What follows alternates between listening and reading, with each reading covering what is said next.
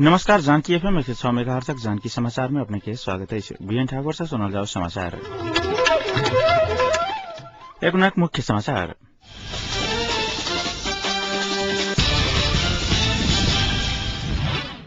जनता चाहता राजतंत्रक विषय में जनते के निर्णय कर देवा पर पूर्व राजा शाह कहब।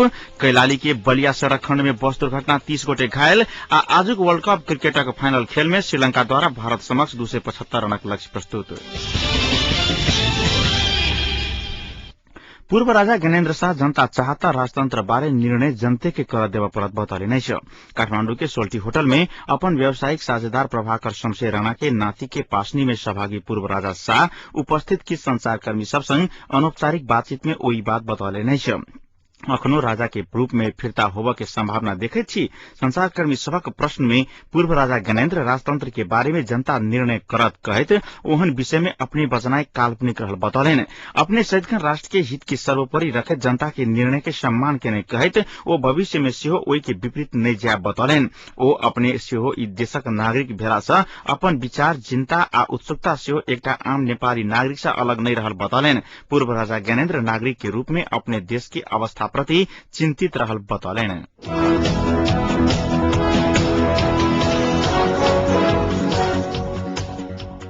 नेपाल विद्यार्थी संघक अध्यक्ष प्रदीप पौडेल पद सँ राजीनामा देले नै छ। नेवी संघ विघटन के प्रस्ताव में कांग्रेस केन्द्रीय समिति में विवाद भ रहल समय अध्यक्ष पौडेल आई कांग्रेस पार्टी कार्यालय सानेपा में पत्रकार सम्मेलन का पद सँ राजीनामा देले नै छ।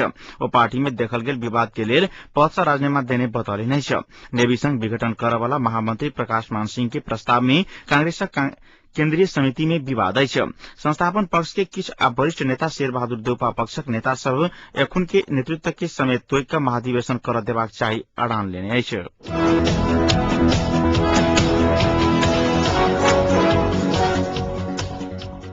उप समिति संयोजक माओवादी अध्यक्ष पुष्पकमल दाहाल प्रचण्ड उप समिति में रहस अस्वीकार केला बाद संविधान निर्माण क्रम में देखल गेल विवाद समाधान के लिए संवैधानिक समिति गठन कैल गेल उप समिति के काम कार्यवाही प्रभावित भेल छ। जाहिसँ थप कैल गेल म्याद के 4 दिन समाप्त भेला के बाद उप समिति के बैसार नै सकल छ। उप समिति के सदस्य लक्ष्मण लाल कर्ण संयोजक नै एला सँ उप समिति के बैसार नै बैसल जानकारी देलैन।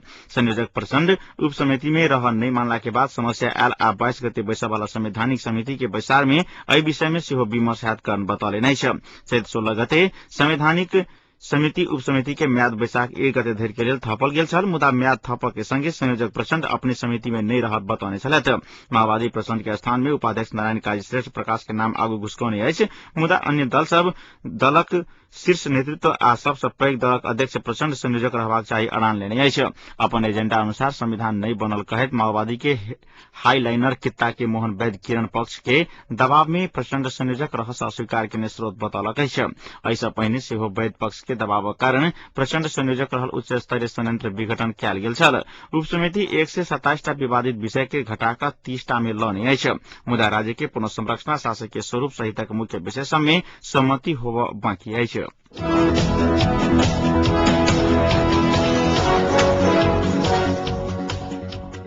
नेपाल लोकतान्त्रिक थारू संघक प्रथम राष्ट्रीय सम्मेलन में सहभागी होवा धनगढ़ी जा रहल बस आइ महेन्द्र राजमार्ग अंतर्गत कैलाली के बलिया सड़क खंड में दुर्घटना भेला सँ करीब 30 गोटे घायल भ गेल छ। नेपालगंज सँ धनगढ़ी दिस जा रहल भे 1 ख 935 नंबरक बस आ धनगढ़ी सँ पूर्व दिस आबि रहल ना 3 ख 3701 नंबरक ट्रक एक आपस में ठोकरेला सँ दुर्घटना भेल छ। बस में सवार घायल भेल सभक कैलाली के लमकी स्थित स्थानीय लाल रत्न अस्पताल में इलाज भ रहल अछि। दुर्घटना में पड़ि गंभीर घायल भेल 16 गोटे के इलाजक लेल नेपालगंज पठाओल गेल अछि। गंभीर घायल भेल सब में सँ नेपालगंज पठाओल गेल सब में घनश्याम बिष्ट, राम बहादुर बली, आसाराम चौधरी, रूपक चौधरी, यमन बिसी आ तेज बहादुर भर्ती रहल लाल रत्न अस्पताल लमकी जनौलक अछि। नेपाल लोकतान्त्रिक थारू संघक प्रथम राष्ट्रीय सम्मेलन के उद्घाटन पूर्व प्रधानमंत्री माधव नेपाल कैले नै छ। सम्मेलन 21 गते धरि चलत जनाओल गेल अछि।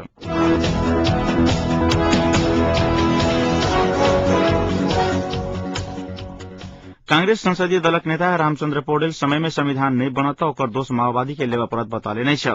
आई तनु स्थित शहीद बुद्ध सिंह मार्ग के सड़क उद्घाटन करत नेता पौडेल ई बात बतौले नै छ। पौडेल एमाले आ माओवादी के कारण देश थप जटिल मोड़ में पहुंचल बतौलेन। माओवादी आ एमाले देश के बंधक बनाव चाहने हुनक आरोप छलेन। सो जनता के भ्रम धाक धमकी देव के माओवादी के रवैया अखनो नहीं हटल बतबैत पौडेल कहलें जे माओवादी देश में अस्थिरता के फायदा उठाव चाहने अछि। एमाले के माओवादी अपन स्वार्थ पूर्ति के लेल प्रयोग केने नेता पौडेलक कहबै छै। ओ माओवादी आ एमाले 7 बुंदे समझौता कऽ देश के धोखा देव चाहला से कांग्रेस के ओहि के विरोध करब पड़ल बतौलेन। ओ सब देश के बंधक बनावत चाहने अछि। माओवादी हथियार नहीं राख धरि बनाओल गेल नया संविधान सुरक्षित होब नहीं सकत कहैत पौडेल कहलेन जे माओवादी नया संविधान बनाब नहीं चाहने अछि। ओ देश में नया युग के शुरुआत से अपना सबक रवैया हट सकला से माओवादी नया संविधान बनाब नहीं चाहने पौडेलक ठहर छै।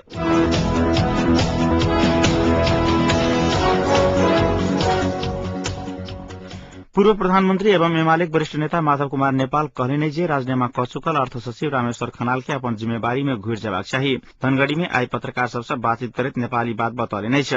अर्थ सचिव खनालक आवश्यकता सरकार के रहला कारणे हुनका अपन जिम्मेवारी लऽ लेबाक चाही हुनकर कहब छलनि।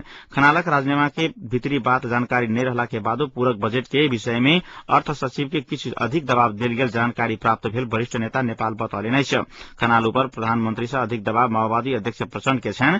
नेपाल दावा कयलनि अनुचित दबाव के कोनो स्वाभिमानी राष्ट्र सेवक स्वीकार नहीं कर सकैत अछि। नेपाल बतौलनि एखन धरि पूर्ण सरकार के पूर्णता नहीं भेट सकला के कारणे नीक संदेश नहीं जा सकल अछि हुनकर कहब छलनि। राष्ट्रीय सहमति बिना संविधान नहीं बनि सकैत अछि नेपाल बतौलनि।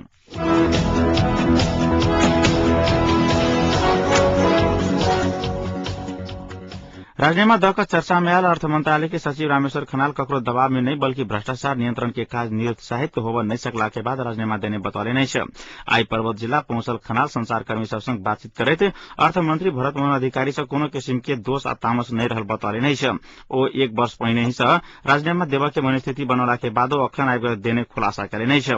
ओ कतबो सदाचार के बात केला के बादो नेपाल में भ्रष्टाचार चरम सीमा पार अछि बतबैत नकली बिल जारी केनाई त नकली नोट छपनाई जेहन रहल बतौले नहीं छै।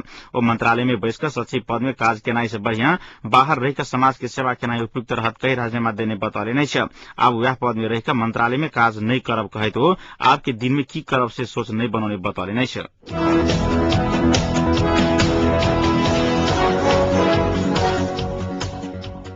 शांति मंत्री वर्षमान पुन अनंत माओवादी लड़ाकू के लिए नेपाली सेना लोने प्रस्ताव सकारात्मक रहल बतौले नहीं छै। तहिना नेपाली सेना लोने प्रस्ताव विषय में विशेष समिति में विमर्श हैत अनंत जानकारी दिलेन। आई स्थायी समिति के बैसार सिंधुपाल्चोक जबा क्रम में पत्रकार सबसे बातचीत करत मंत्री अनंत सेना समायोजन संबंधी पूर्ण काम विशेष समिति करत आ समिति विमर्श में जुटत बतौले नहीं छै।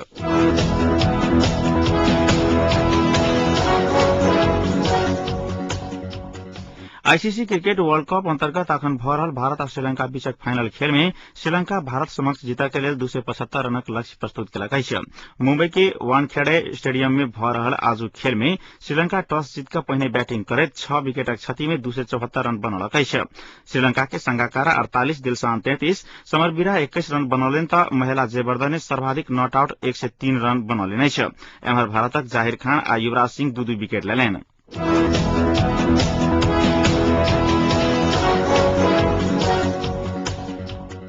आब एखनक तापक्रम जनकपुरक एखनक तापक्रम 31 डिग्री सेंटीग्रेड रहल अछि।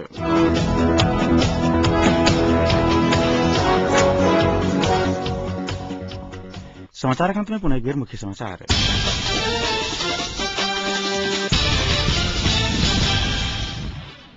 जनता चाहता राजतंत्रक विषय में जनता के निर्णय कर देवा परत पूर्व राजा शाह के कहब।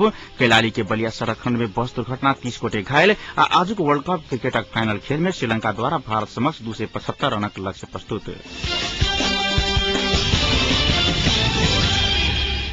एखनक जानकी समाचार आइटम सम्पन्न होइत अछि। नमस्कार।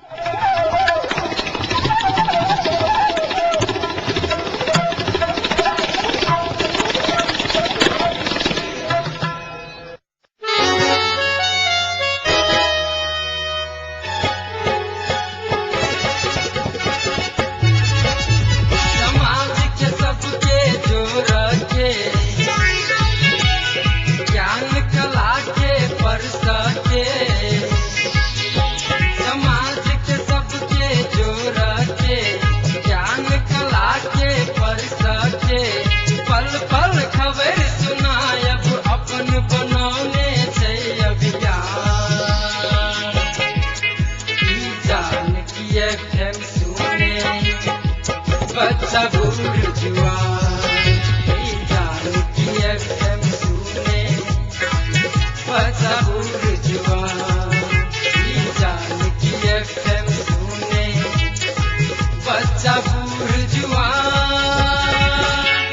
मिथिलाञ्चलक गर्व जानकी FM 106 मेगाहर्ज